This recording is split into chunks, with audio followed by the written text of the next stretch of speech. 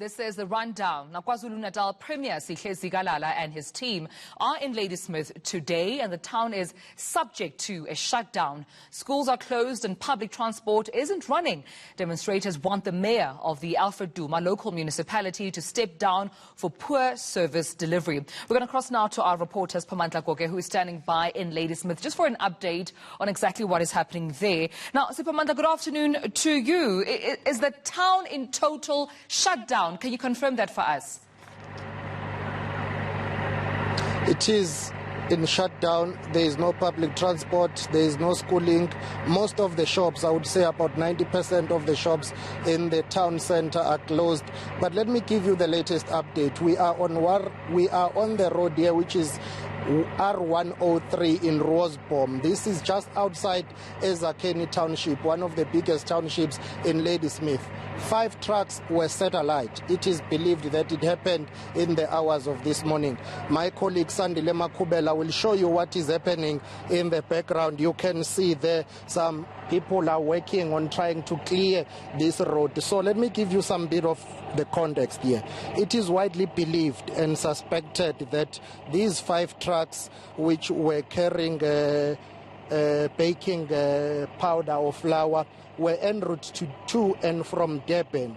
Around about 9 or 10 p.m. yesterday night, they were blocked by a group of protesters in this road, and then the drivers told me that they had to flee because they feared for their lives. So they went to the nearest police station, which is Colenso.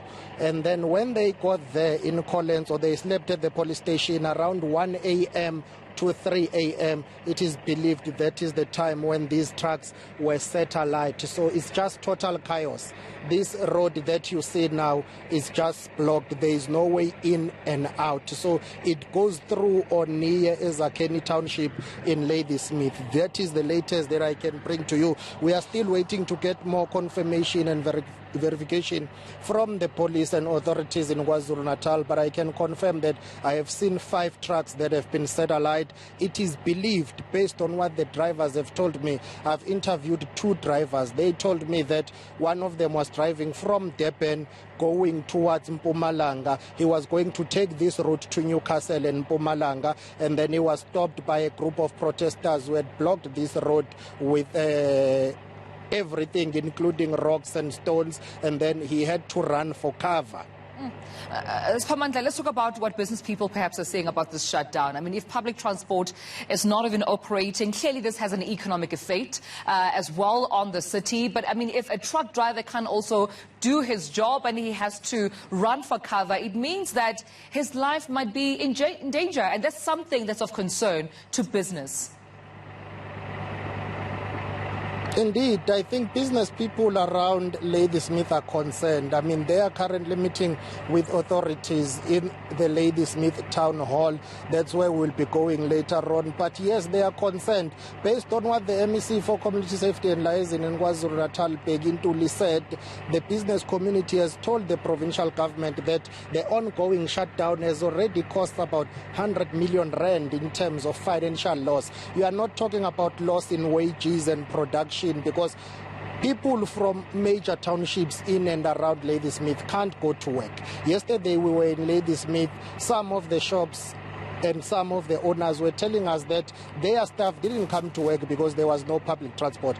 Today is the case. I mean, most food outlets, people who work there, did not go to work today. So the Ladysmith Chamber of Commerce and Industry is concerned about the economic impact of the ongoing shutdowns. Let me remind you and our viewers that this is the 4th shutdown since November last year. It's been going on, and then authorities will try and intervene. After a few weeks, the protesters will take to the streets again, and they have vowed that they will continue with their shutdown. They say they really do not care that much about the economic impact. They want to see the mayor of Ladysmith, Vincent Madlala, gone.